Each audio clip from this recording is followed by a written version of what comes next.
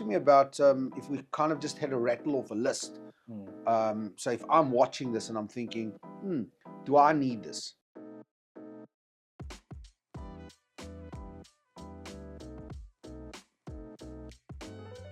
Yeah, so it would be contractors, builders that use yellow metal. Yeah. It would be mines. Plant hire companies. Plant hire companies would definitely need this type of cover. Yep.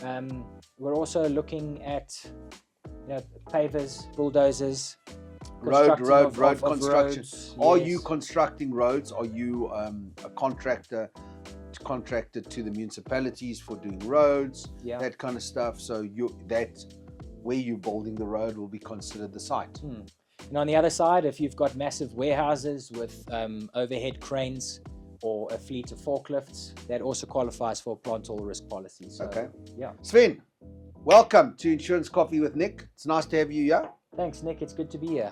Sven is a corporate commercial broker at Mont Blanc, been here for over 10 years, part of the furniture. So Sven, let's just straight out the gate. I mean, what is that? Is that a plant that I grow on the ground? I'm very confused here. What is plant all risk? Not quite. So plant all risk will generally cover your yellow metal. So Okay. that's your bulldozers, your cranes, your forklift. It's the items that you can either use these items in your warehouse, or most of the time it's used to cover the plant items that go to site to help contractors. So what is this, with on a buildings. building site, on a mine? A building site, a mine, asphalt quarry, anything Okay. that uses. So all those things you see on making a road. Yes. Okay, the rollers, the bulldozers, all that stuff. And That's even all actually yellow a truck metal. that doesn't really go on the road. That just Yeah. moves stuff from one side to another. That's it. Okay. Okay. So plant all risk. I mean, why wouldn't I? Let's just straight out the gates. For people out there, why can't I just insure this like a car? Well, you could, but the plant all risk policy has been specifically designed for this type of risk. It's a hell of a lot cheaper. We're talking, 80% more cost effective Okay. to insure on a plant policy. Wow. Okay. So I mean that's quite a number. Yeah. And why is it more cost effective?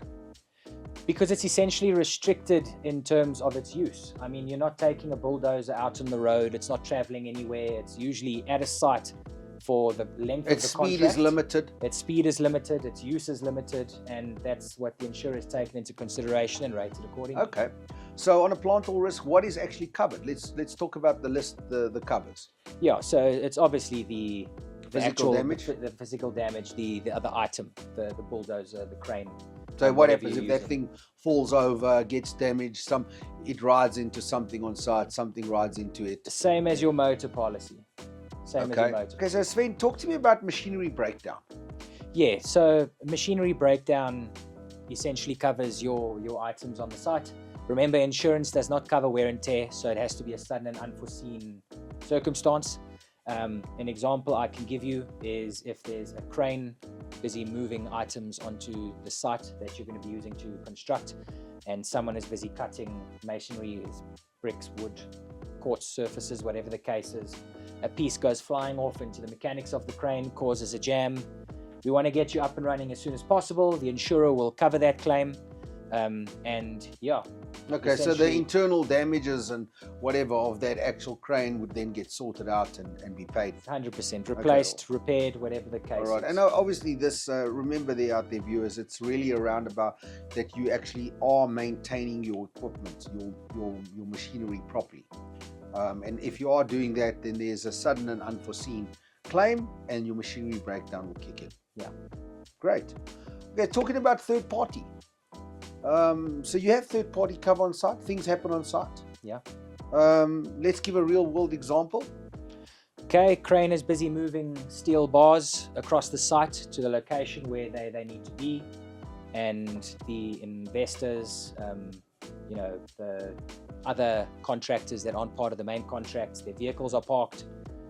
A pipe or something slips out, falls onto the vehicle, falls onto a third-party vehicle if we're moving it over a road, whatever the case is, there would be cover for that. If the item Okay, so the item and the third party that the pipe was dropped onto is covered. Yeah, so the asset and the person. Asset and the person. Okay, Yes. cool.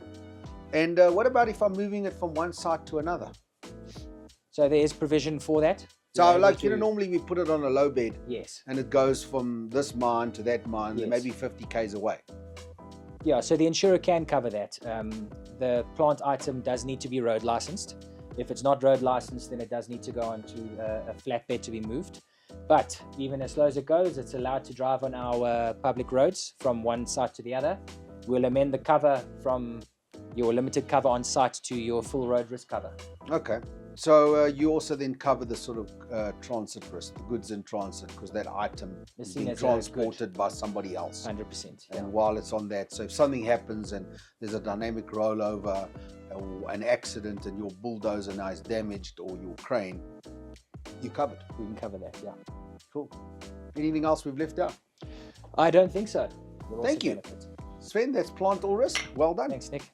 See you guys. Don't forget to like, subscribe, and follow us. We've got a video here talking about contractors all risk. Don't forget to click on that and check that out.